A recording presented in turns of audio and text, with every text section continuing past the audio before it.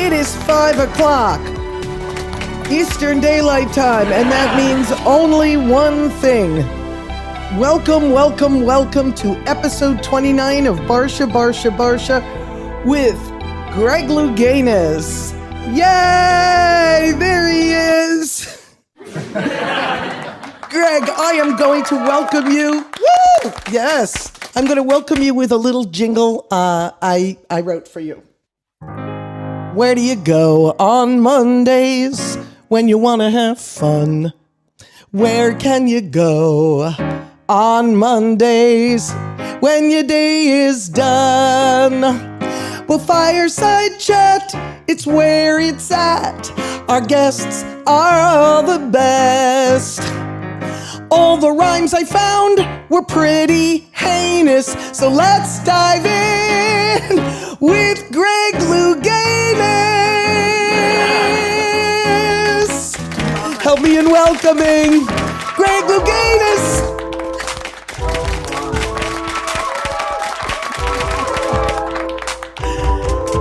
Yes, those are all the sounds of the audience, Greg. See what an incredible welcome you got. Greg LOUGANIS, hello. How are you? Hello. I'm doing good. How you doing? I'm doing great. Greg LOUGANIS said to me in the green room right before this show started, Deborah, do you know what today is? I said, what is today? Tell them, Greg. 34 years ago, it's the anniversary of when I hit my head on the board in Seoul, Korea. When he hit his head on the board, the most famous incident of his life. Let me give him a proper welcome and credits now, in case you're younger and you don't know who this man is and what he's done. Considered the greatest diver in history, Greg is the only male to win gold medals on both the 3-meter springboard and 10-meter platform in consecutive Olympic Games, 1984, 1988. You are a GOAT. You are the greatest of all time, and you have been called things like the Superman of your sport, the Baryshnikov of diving, the finest diver in the world today. And today, we're going to start with that story, because I know a lot of people know this. Let's go back to that day. Give me the date. Give me what it felt like. Give me what you felt before the dive, and what happened since it's the anniversary of you hitting your head on the board and going on to win the gold. Go. Go. Oh my God. Like, put me on the spot. Okay. So, it was, September 19th, 1988. I was in Seoul, Korea. Actually, I mean, it was so nerve-wracking, going into that Olympic Games, because I was defending champion from the 84 Olympic Games. And I also won the world championships 2 years prior to that. But there was so much going on at that time, because 6 months prior to that Olympic Games, I was diagnosed HIV positive. And so when I was diagnosed, my thought at that time, because this is 1988, it was, if you were diagnosed with HIV AIDS, it was a death sentence. And so my thought was, I was training in Florida at the time. So I figured if I'm HIV positive, then I'm going to pack my bags, go back to California in my house, lock myself in my house, and wait to die. I mean, that's what we thought of HIV AIDS. And so they wanted to treat me very aggressively. So they put me on AZT right away. And AZT is not a performance enhancing drug. I mean, it's a chemotherapy, so I didn't have anybody to talk to about my medications, but my co-author, Eric Marcus, when I told him that I was on AZT, he just started sobbing. He said, Greg, you don't know, you don't understand what an accomplishment that was. You were on AZT and you won 2 Olympic gold medals. I was like, I didn't have anybody to talk to. But okay, leading into that day or that event, there were so many things going on. My coach, Ron O'Brien, his mother, she was sick. She was in the hospital. She was in a coma. So he didn't know if he was going to stay there at the Olympic Games or go back home to take care of family business. And basically said that, there was nothing he could do. So he decided to stay with me. And thank God, because there was no way that I could have gotten through that Olympic Games without him. I mean, he was just incredible. He stood by my side and was there. Taking off the board on my reverse 2.5 pike, I knew I was going to be close, but usually you're worried about hitting your hands or your arm or something like that. And I thought I was well past the board. And I heard this big hollow thud. And I went crashing into the water thinking, what the hell was that? And then I realized, oh shit, it was my head. And so my first emotion was I was embarrassed. I was like, oh my God, how do I get out of this pool without anybody seeing me? Because the entire world is watching. And I was like really, really embarrassed. I'm supposed to be a pretty good diver, and, and pretty good divers don't do, stuff like that. And so, so then, I popped up out of the water and was holding my head. I was concerned about the blood. Because my HIV status and because we knew nothing. We knew. We knew nothing. Yeah. Yeah. So So then when I got out of the pool, I was holding my head, and then I caught up to my coach, Ron O'Brien, and as we're passing the Chinese, he saw a trickle of blood going down my hairline, and he pushed that up into my hairline. He said he didn't want the Chinese to know that my blood was red and that I didn't have ice in my veins, So, so we got to this side room, and my coach said, well, what do you want to do? I said, you don't have to get back up there. You don't have to go back out there. But I'm leaving it up to you. And I said, well, I got some zeros on that dive. I've got to be out of the running to make the finals. This was prelims. Yeah. And so he had somebody check the scores. I think I dropped down to 5th place. Yes, that's what it says in the book. I read the book religiously. Yeah. Go ahead. Yeah, so I was in 5th place. So I think they took the top 12. And so that would mean I would have to finish my last 2 dives. Yes. But I should be able to make the finals. And so then, I turned to my coach and I said, we've worked too long and hard, and I don't want to give up without a fight. And I'm not a fighter. I'm not, I'm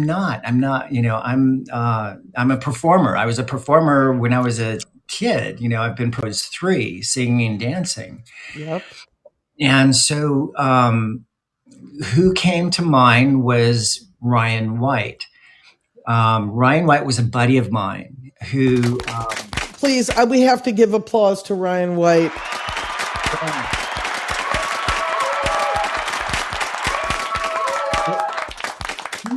He was a fighter. Can you tell everybody who Ryan White is? Because some people don't know, maybe. Yeah. So Ryan White, he was hemophiliac, and so he got HIV/AIDS through his clotting factor. That was how old, and he was how old when he got the diagnosis? I think he was 16. Right, he was a teenager, 15 or 16 when he was diagnosed, and so he fought for the rights for kids in similar situations for education. Right. He fought for the right for education, Yep. and he did so much more. But I knew he was a fighter, and so he was my inspiration. To get back out there and get back up there. And so then the Dr. James Puffer and Dr. Ben Rubin, they stitched my head up and Stop. They stitched your head up with no anesthetic. Well, yeah. I mean, that's what it says in the book. Yeah. Well, we didn't have time. because we had to like, stitch it up and on. And also too, you have to understand too, I mean, this is in the heat of a competition. Yes. And, really, you're pretty high on adrenaline. And so the pain receptors aren't quite, you Good know, point. Good point. quite what Yes. they typically would be. But yeah, they sewed my head up, and my coach Ron O'Brien says, "Come on, let's take a walk." Oh, And gosh. so then we, we're walking in this alley, and it goes, "Oh, hockey players, they get 30 stitches and get back on the ice. You got 5 stitches in your head; it's nothing." And we were just laughing. We were just kind of joking around. And basically, his instructions to me was like, "Okay, that was just a fluke. You have 2 more dives. Just do those dives like you've been doing in practice. Nothing extraordinary. Just do it like you've been doing in practice." And so the next dive was my reverse 1.5 with 3.5 twists. And I was nervous because it was going in the same direction. And I didn't know what I did wrong. So I was just, it was scary. Yeah. I was kind of scared. And so they announced the dive. Greg Louganis from the United States doing reverse 1.5 with 3.5 twists. And I could hear an audible gasp from the audience because they knew I was going in the same direction. And I took a deep breath and I patted my chest like my heart was pounding outside my body. I mean, that's what I felt like, indicating that I was scared too. And then the people who saw that chuckled. They were like, "Oh my God, he's nervous." And I started laughing. I mean, I kind of laughed. It's like they're in my corner. And so I remember thinking, okay, this is the Olympic Games. You can't hold back. And so I had no idea what was going to happen, but I just had to go for it. And I did my reverse 1.5, 3.5 twist. Actually, turned out to be the highest scoring dive of that Olympics. Woo!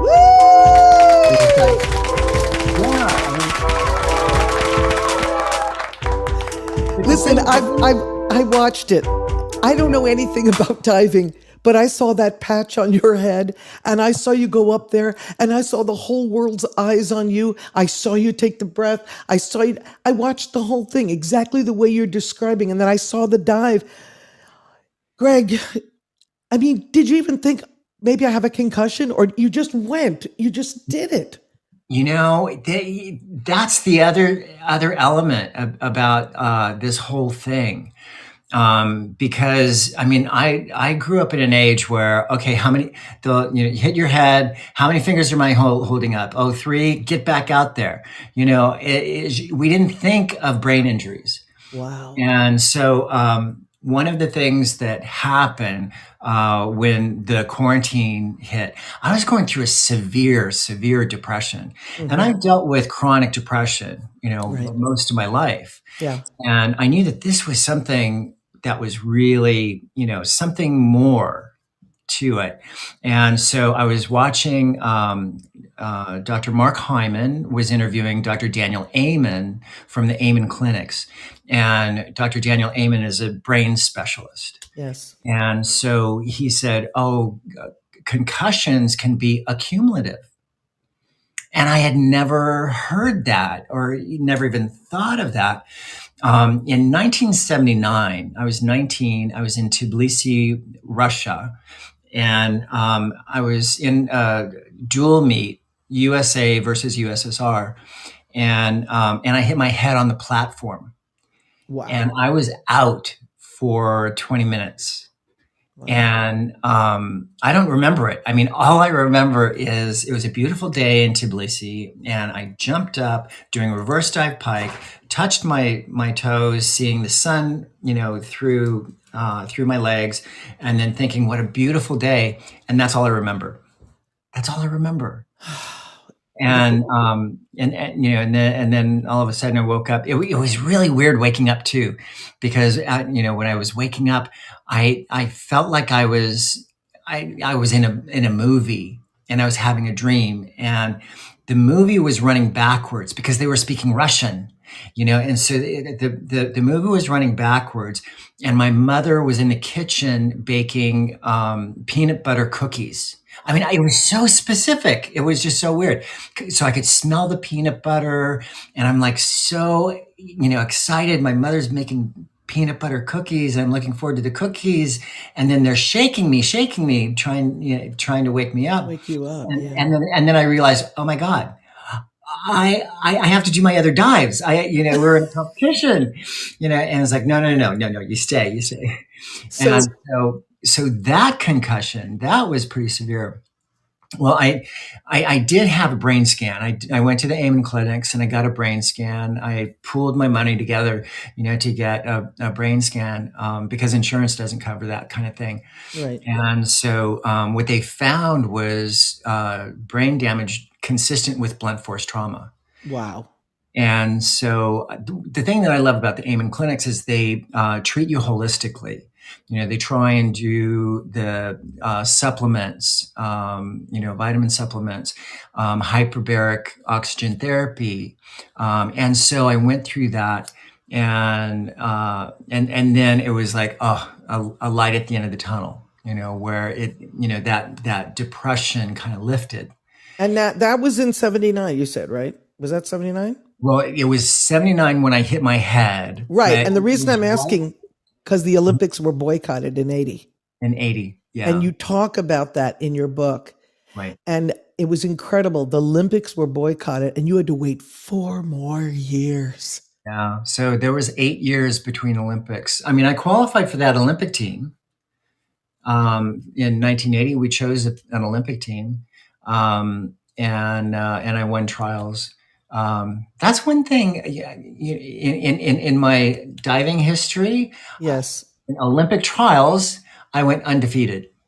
I won I won the Olympic trials in 76, 3 meter springboard, 10-meter platform, and then again in 80, 84, 88. I want to show people as Greg is talking, and this was the first thing I thought of that I wanted to tell you.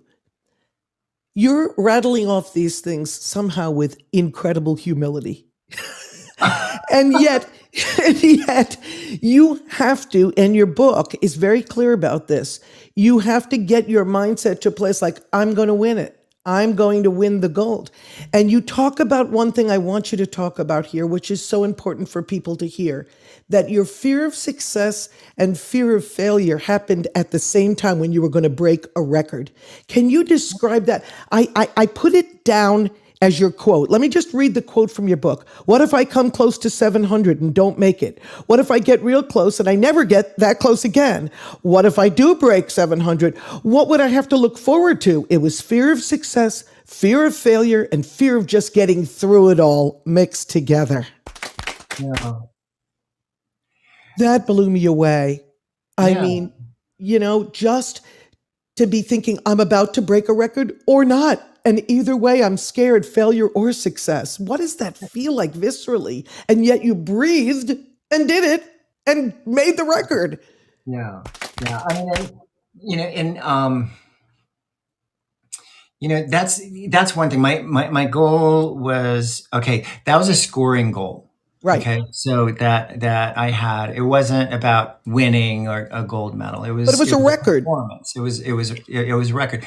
Now, when I'm a performer, I don't view myself as a competitor. Interesting.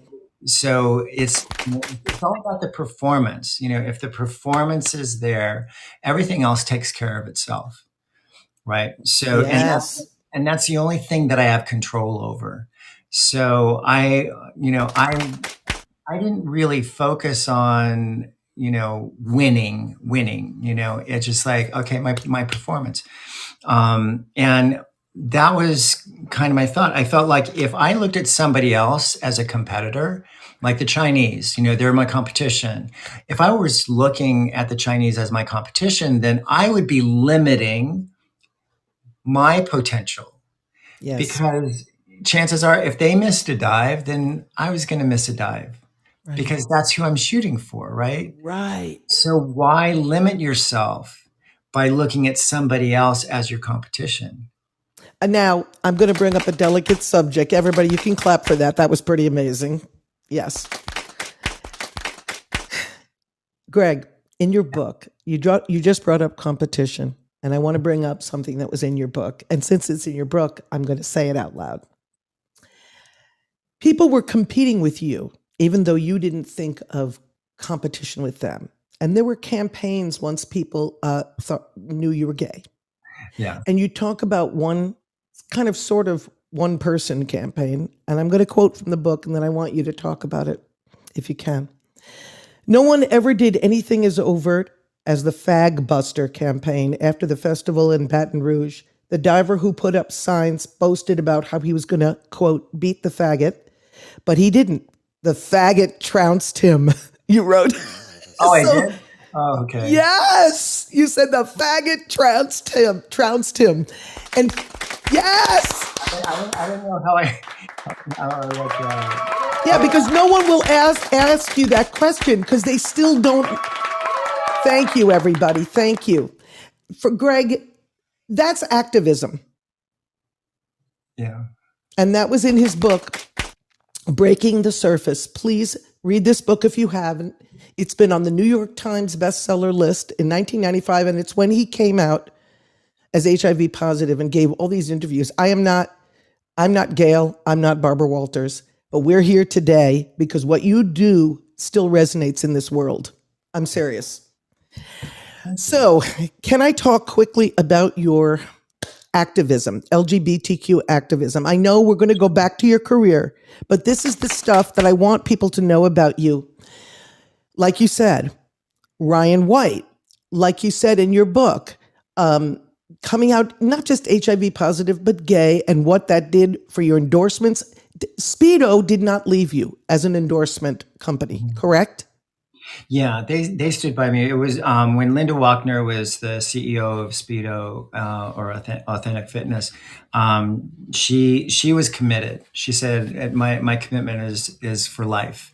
Unfortunately, they filed Chapter 13, and then she was no longer there. And then the powers that be made it impossible for me to stay.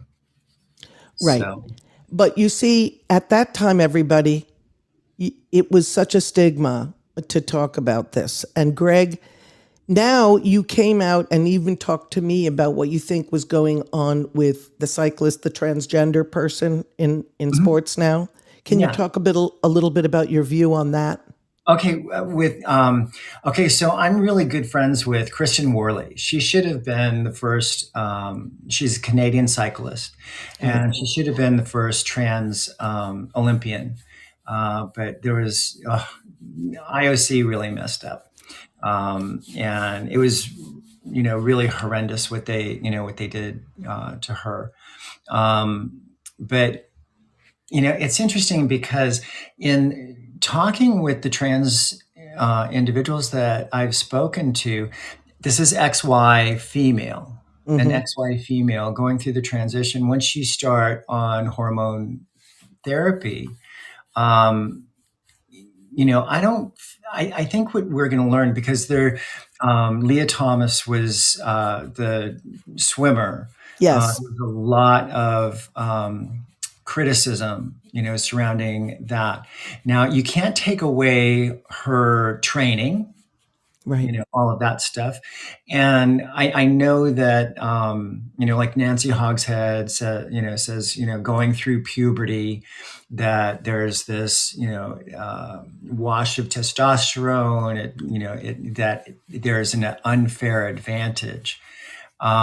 I think what we're going to find is that advantage is not as significant as people would believe. The reason why I say that is because every single trans XY female that I've spoken to, they talk about how their body changes, how their strength changes.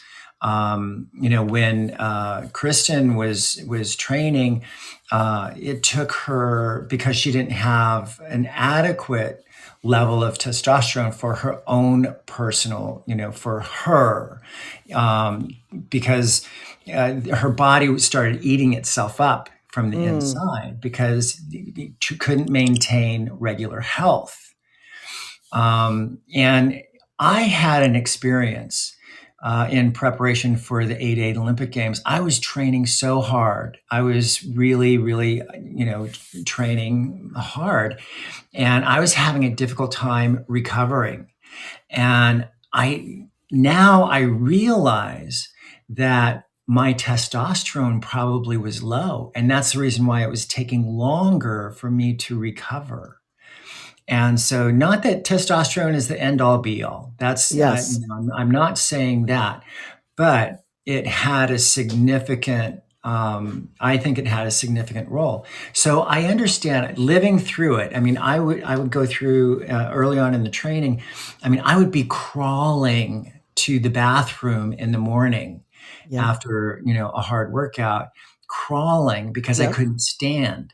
And so I'd pour myself the hottest bath that I could stand and then slunk into the bathtub. And it was probably 20 minutes before I could touch my toes, and start stretching. And I just thought I was just overtraining.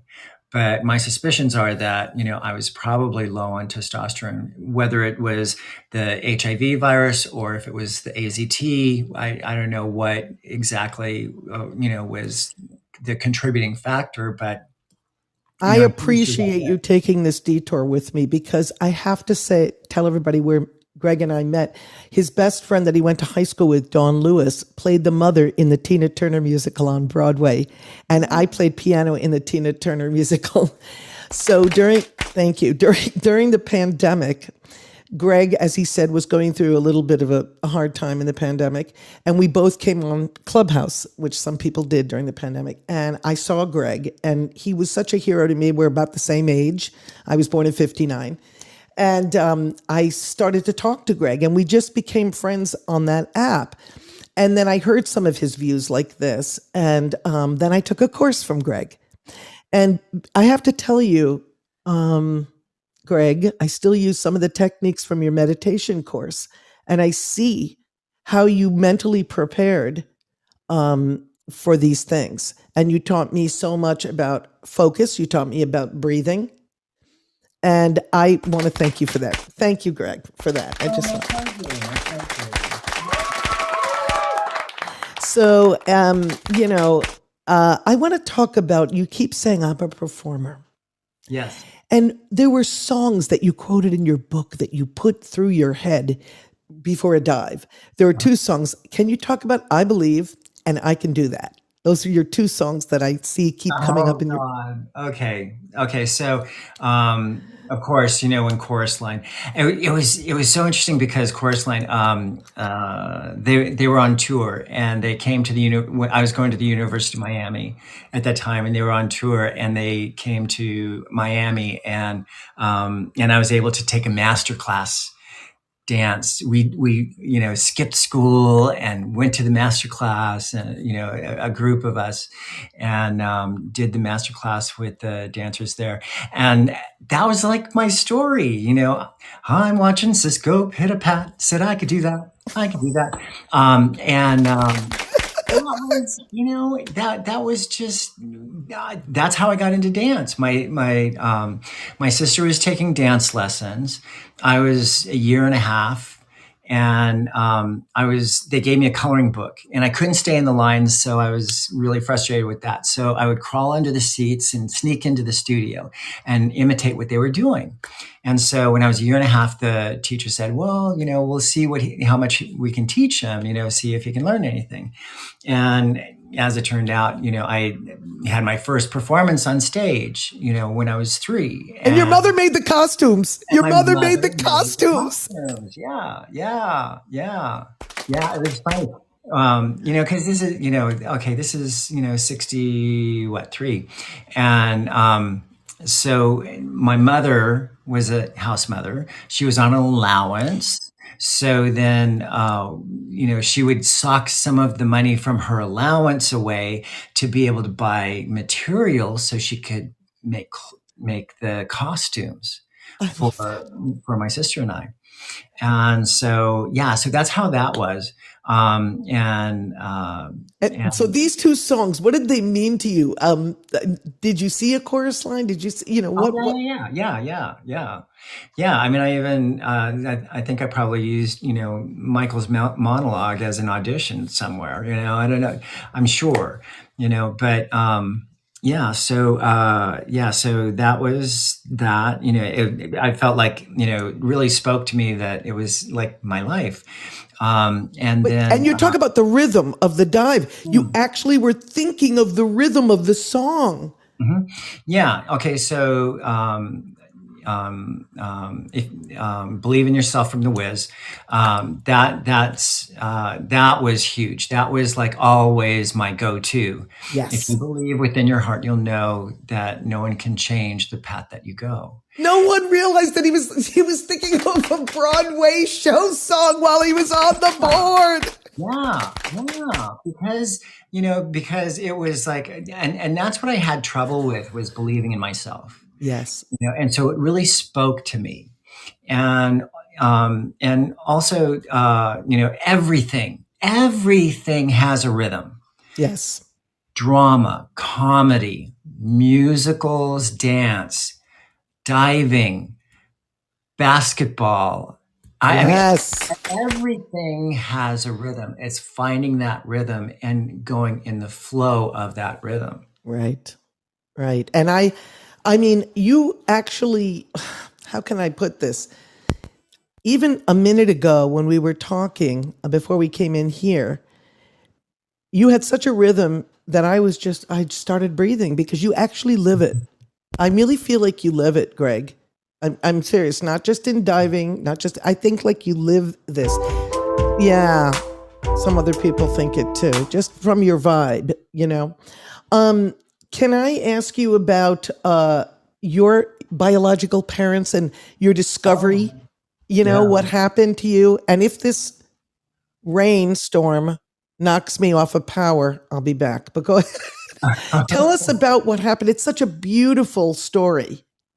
Well, okay. So, okay. It was interesting. Just recently, I was in Hawaii, and I'll go back. Okay, when I met my biological father, it was after the 1984 Olympic Games. I was doing an appearance with Speedo in Honolulu. And so my host, who was getting me around, he came to me and he said, "Greg, your father's here." I said, "My father's not here. He would have told me if he was coming to Hawaii." He said, "No, your biological father." I said, "Oh." And so he said, "Well, do you want to meet him? He'd really like to meet you." I said, "Yeah, yeah, sure." So then we had a conversation. It was very emotional for him. I mean, I heard stories that my biological father wanted to raise me. Right. And so, I knew that he wanted me. And so, after that meeting, I was a little skeptical because it was right after the Olympic Games and all that. But through the years, I would go back to Hawaii. He'd always find me. He'd always meet me at the airport as I was leaving, see me off, load me up with pineapples, chocolate covered macadamia nuts, coffee, everything from the islands, and said, if there's anything from the islands you need or want, just let him know. And so he never asked for anything. So through the years, I thought, I'll bet you this is my father. And so we were having a screening of Back on Board at the film festival, the LGBTQAI film festival in Honolulu. And I told then he's ex-husband now, but my husband, don't be surprised if my father shows up. And he goes, "What, Greg, your father's been dead for, since 91. I said, no, my biological father." And sure enough, he was there with my sister and her kids. And then I heard that the following year they were doing a LU2 family reunion. And so then I reached out to my half brother Malcolm, I said, Malcolm, do you think it'd be okay if I came to the reunion? He said, oh my God, Greg, if you talk about the connection, then we can talk about it. And, cause we've been trying to protect, they've been trying to protect me. And so, he said, if you talk about it, then we can talk about it. And it'd be great. And everybody would love that. So I wanted to make sure that this was, in fact, my biological father. And so I went on to ancestry.com DNA, Yep. and then Leaves came in, and I shared my story. I said, this is my story. I'm just trying to verify that Fuvale Lutu is, in fact, my biological father. And I had cousins say, yes, we're related this way, this way. It's so great, that we knew about it, but we were trying to be respectful and all that. And so it turns out that he was my biological father. One thing that I wasn't expecting was doing Ancestry.com DNA.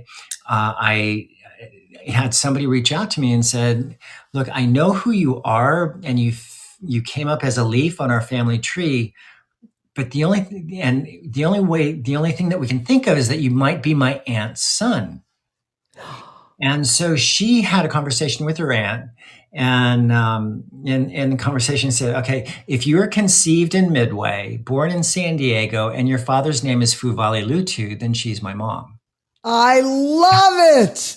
So, I found my mom too. And so culturally, you found out what you were made of. You said in the book that your skin was darker. Yeah. You got teased a lot and you didn't know what your origins were. Your father is it Samoan?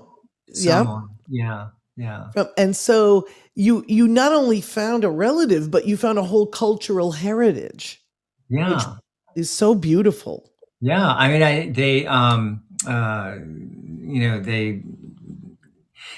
made me a high chief Tamali Ifa Tamua. Oh, I love it. And the high priestess, high chiefess, said that it's something to do with teaching, leadership, and just sharing knowledge. Yes. So. This is amazing. Now, that is a beautiful story. Now I want to bring up some stuff that I had no idea about you, and we've been friends for a little longer than a year. But can we talk about Playgirl? Oh my God. Sure. You did a Playgirl centerfold. Yeah. Do you know how many girls had crushes on you? Do you have any idea? As well as men. I mean, I'm a lesbian and I had a crush. Okay. So you did that, and was it fun? What did you think of that? Cause I think it's wonderful. Yeah. If I remember correctly, I think David Vance was the photographer. And no, Annie Leibovitz did a photography thing for you too. I read about that. Oh yeah. Annie, I've done a number of photos with, photo shoots with Annie. I love Annie. It was funny because the original cover of Breaking the Surface was that photo of hers. And it was like one of the 10 best photos in 1984 or something like that. Unbelievable photo. It was a beautiful photograph. And we were on the Paramount lot, and they had the tank that Splash was, they used in Splash. Yes. And so I was in the tank doing diving positions and turning underwater, and she was shooting onto the tank, and that's how she got that photo. And it was lit and everything.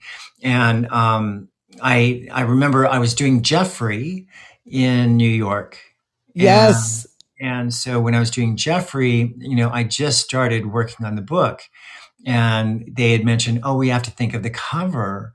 And so I can't remember, it was before one of our shows. We were going out to dinner, for a quick bite.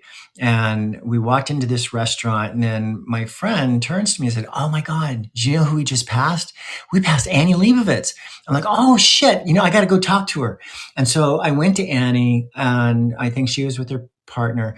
And I said, "Annie, I'm writing a book, and I'd really love to use that photograph that you took of me underwater. Would that be okay?" And she goes, "Oh my God, Greg, oh, of course, of course." And so she did it really as a favor. Neither one of us knew what it was going to be. I I know. didn't know it was going to be a bestseller. We had absolutely no idea. And actually that photograph is responsible for selling many a book, because anytime you take a little bit more time, because the way that the photograph is printed, you're like turning it. Does it go this way? Does it go that? And anytime you spend a little bit more time with the book, you're more apt to buy it.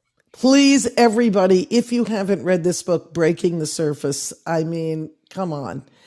Um, I want to, Greg, this has just been amazing. And if people want to ask questions, please put it in the chat so we can ask Greg questions, because I have so much more to ask him about. And I appreciate you being here. You talked about some pretty tough stuff in your book. You talked first about your dyslexia, really frankly. You also talked about your relationships and that you were in an abusive relationship. Mhm. And you say in the book that the reason you did that was to show people what it looked like and that they could get through it too. Um, what's the one thing you learned and would tell people that might be in a toxic relationship right now? It's important to get support, because I know, in an abusive relationship, it's about control. Yeah, So, and then I also had to take responsibility too. I allowed that. right. And so I had as much to do with that relationship, as he did. Um, and and so you have to have the support. You have to have somebody, that you can lean on, Yeah. to help you navigate, out of that. Because you And can't see it. You yeah, don't, sometimes you don't see it when you're in it. no, I mean, people didn't know what was going on. It was, yeah. I mean, for whatever reason, I kind of, made it in my mind that I deserved it, or, oh, this is normal, or anything like that, but, you have to get away from it for a period of time to get, clarity. Yeah, I can see even now it's hard to talk about, which is okay. We don't have to talk about it. I appreciate you even going there with me. Thank you. I Yeah, figured, no. But and also too, that, because like, he raped me in the first year that we were together. I know, I read that. And it was funny. I told my mom, but the thing that upset her, she didn't realize that it was as violent as it was. Yeah, And so that's what really upset her, yeah. because she just wanted to protect her little boy. I Um, know. and the thing is, I had a therapist say, "Well, what was your part in it?" I'm like, "What was my part in it?" And I took offense to it, and then I realized, oh my God, I had a part of that, in that, and also to get on the other side of forgiveness, to Yes. get to that place of forgiveness. I understand that, Jim, he was abused. He was physically abused when he was a Yeah. child, and so that doesn't make it right or anything like that. It's just understanding where they came from, where this came from, where this behavior came from. So yes, I could forgive him for sure. Okay. That's a major thing because I read in detail what happened there and congratulations for getting through that. And I want to tell you that, the book wasn't just, like I said, inspiring to me. It was written in 1995, and I've known you since then, and I know where you've gone since then, basically. And I just want to say that the reason it was so inspiring to me, like I said earlier, is because you're telling stories from a very vulnerable place, but you're such a person of strength and focus that you revealed yourself as you were going through it. I mean, they were very recent events when you wrote the book. You know what I'm Right. saying? Yeah. So for you to have written it now, instead of writing it now, I mean, and then looking back, you were still going through some stuff and you let us in on that. And that is why I love the book. I'm going to quote a couple of quotes that were inspirational to me and tell me where this came from for you. I Mhm. may cry easily, but I never give up. Mm. That's one. The other one is, yeah, thank you, everybody. Generally, if I was teased, it wasn't because I was gay, it was because I was winning. Yeah. I mean, people get threatened. They feel threatened when you excel at something. Yes. That's very intimidating. And it's never been. I don't see myself as intimidating, No. yeah, at all. But other people do, and they make assumptions. They make assumptions. Do you think when you were, I saw all the pictures in the book of you dressed up, your mother made these costumes and then people started teasing you right away. But for you, you just kind of started out in acrobatics, in dance, in gymnastics, and then you just naturally transferred that to the board. Is that right? Well, actually, what happened was, okay, so I was in dance and acrobatics when I was a year and a half. A I year and a half. Yeah, yeah, and so that's where I started. And then when I was 3 years old, that was my first performance on stage. And I also got a partner, and so I teamed up with Eleanor Smith. It was Eleanor Smith and Greg Louganis. I got second billing at that time. But Eleanor and I, we did, dance, acrobatics, I just all kinds of stuff. Then she went into gymnastics. I followed her into gymnastics, fell in love with gymnastics. It was my dream to make the Olympic team in gymnastics. And then we had a pool built in our backyard. I got into gymnastics when I was about 7. Right. And then when I was 8, we had a pool built in our backyard. And so my mother didn't want, I started doing my gymnastic stunts off the diving board at home. My mother didn't want me to kill myself. So she got me lessons. First day out to lessons, they asked me to be on the club team. And I said, I'd think about it. And so then I continued with dance, acrobatics, gymnastics, diving from age 8 to 12. Wow. And then what happened was I got Osney Slaughters, which is very common for really active children. Um, Yes. and so I got Osney Slaughters. I was having, water on the knee, being drained. And my doctor said that I had to quit gymnastics, acrobatics, dance, because it was all on concrete and all that and the impact, but I could continue diving.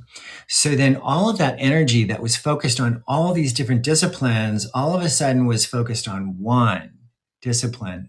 Got A it. year later, I was world champion for my age group. And 3 years after that, I was on my first Olympic team. Oh. So you just now see, that's what I mean. You just went right ahead, right ahead, right ahead. Oh, here's my talent, and now I'm going for it. There was never. It's just. Did you recognize? I guess if you recognize your gift, it throws you off what it takes to actually use the gift. Would you say? Well, Because you taught me that in meditation, actually. yeah, diving was something I was good at. I wasn't, I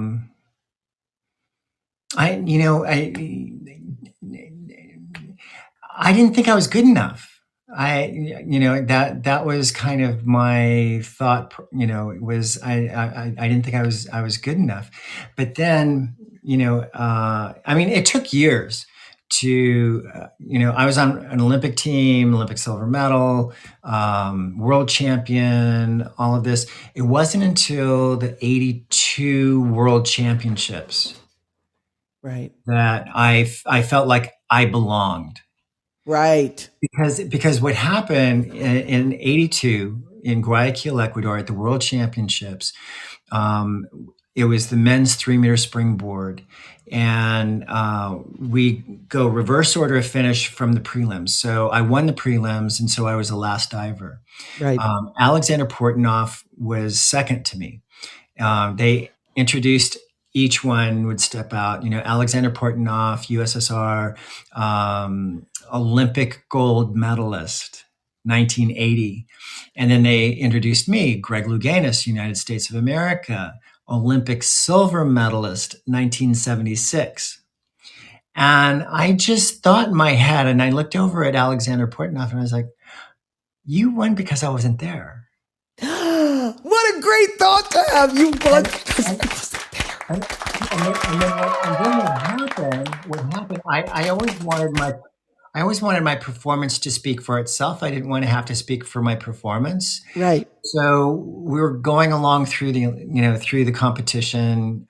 I was doing really well, really well, really well. And then it comes down to the last dive of the event. And I checked the scoreboard to make sure that they had the correct dive number. And I saw my score flashing on the board. I'm like, oh my God. That meant that I won. I didn't have to do my last dive. Oh, you mean you were so far ahead? So far ahead. I didn't have to do my last dive to win. So, I mean, I think it's the highest point spread any world championships has ever been won. I think it was like 92. See, I remember. Yeah. I mean, it was substantial. I mean, it was, almost a dive and a half, Yeah, people are really clapping here. Yeah. So see, I got such inspiration reading the book and going through it all with you again. And then I watched some incredible videos of these dives. I know nothing about diving. I'm going to ask stupid questions now, just quickly, because it's like, okay, see, you're talking about reverse pikes and all kinds of things. I don't know what that means. All I know is I see somebody and they show it in slow motion, making their body turn in such a way that they're going to spin unbelievably, come out of it, and go straight in the water without a splash.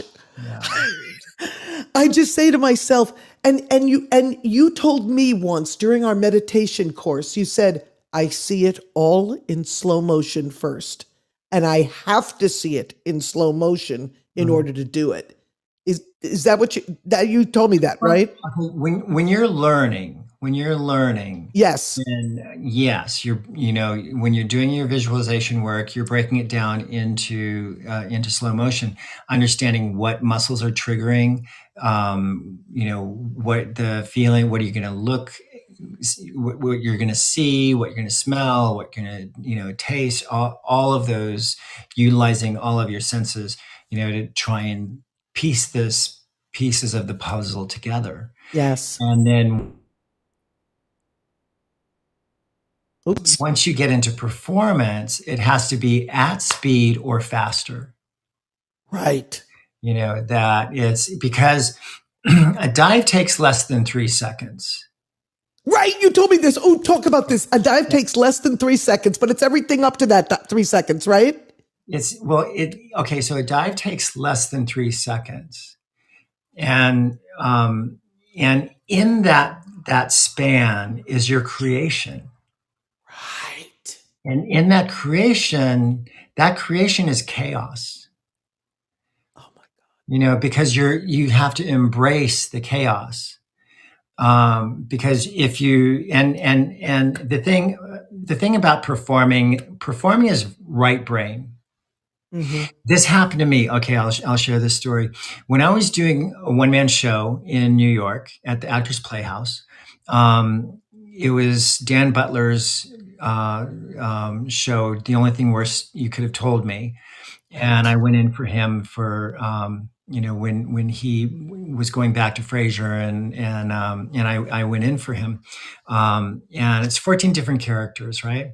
So got through the first scene. In the second scene, I went up, and this was the second night with an audience. It was supposed to still be a rehearsal, but with an audience. And so I went up and I turned to the audience and I said, "I'm sorry, I'm lost." And I walked around the stage and I was thinking, okay, the script is backstage, but I'm the only actor out here, so I can't leave the stage.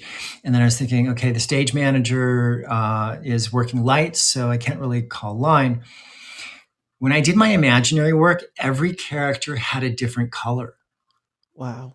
Now, I don't know what the correlation was, if it was the color was, according to the cadence of the character, the emotional state of the character, whatever that was. But each character had a color in my imagination work, and so then I thought of the color. And it brought me back into the performance, and I was able to finish it out.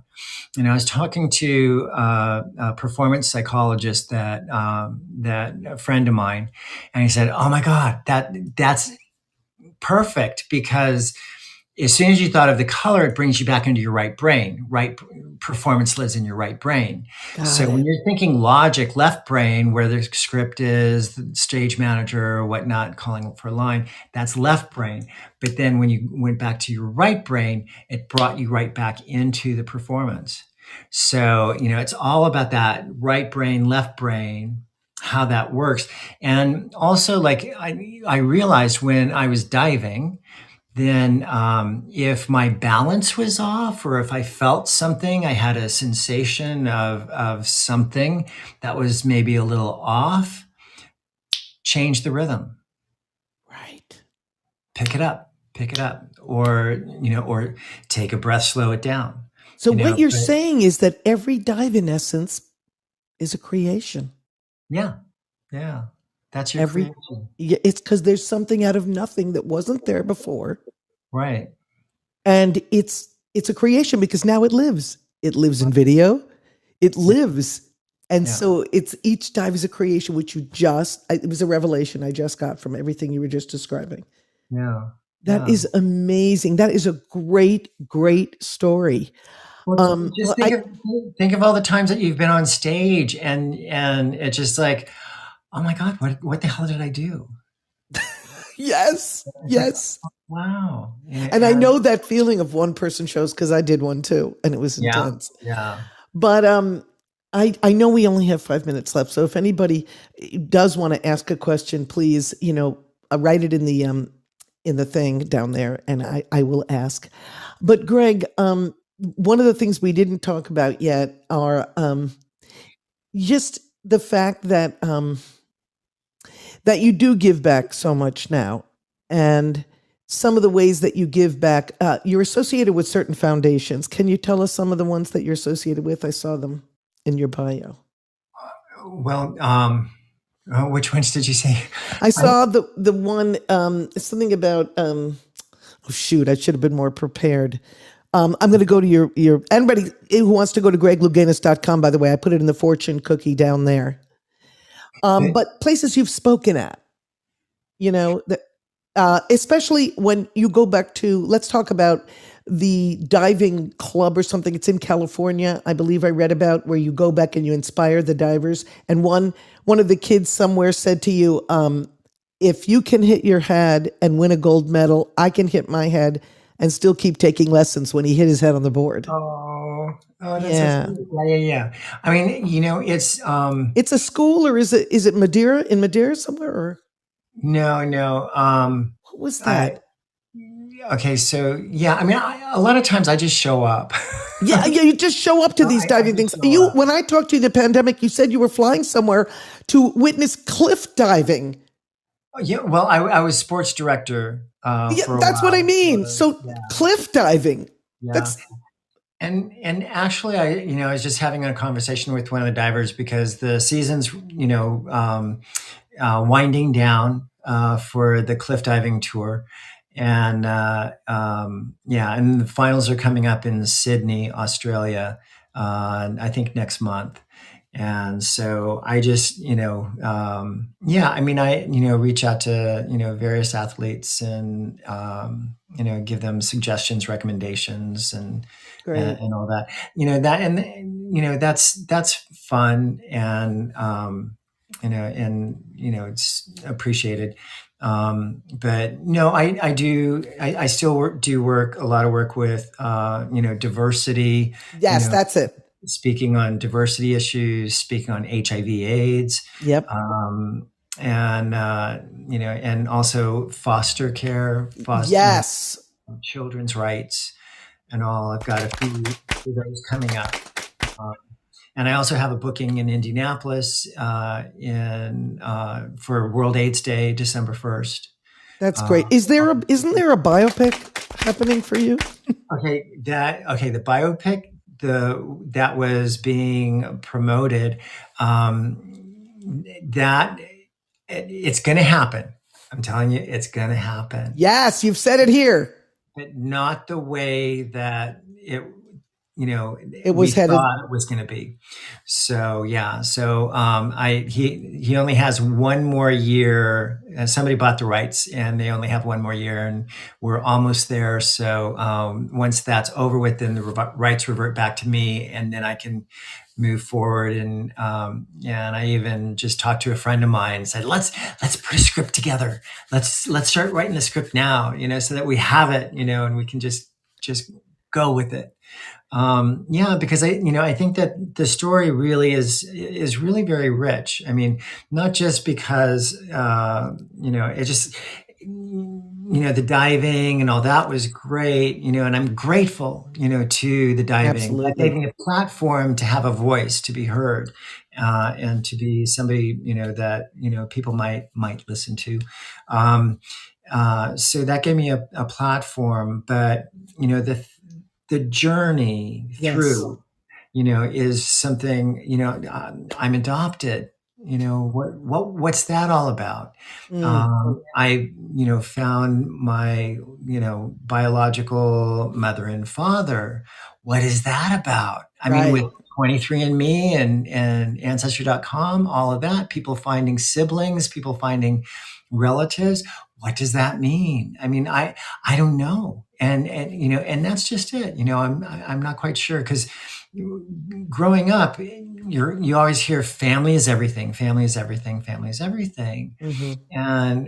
And being adopted, um, I don't know what the meaning is. And I had such a strange upbringing anyways. I was talking to a dear friend of mine, Juliana McNamara. She was on the 80 and 84 Olympic team. She was in gymnastics.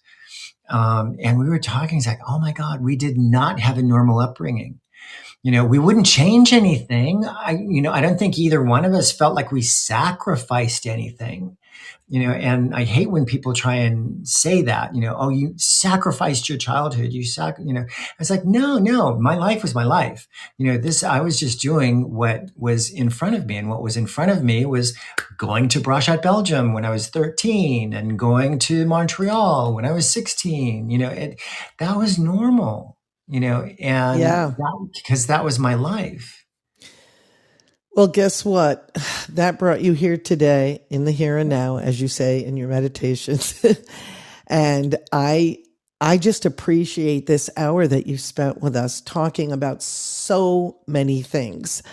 I want to thank you. I want to tell you that you're an incredible person as well as a diver.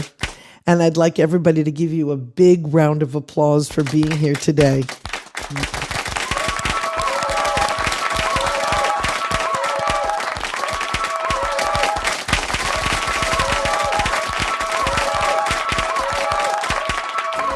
Thank you so much, Greg Louganis. This was an amazing episode 29. Greg Louganis, I can't thank you enough. I will never forget this.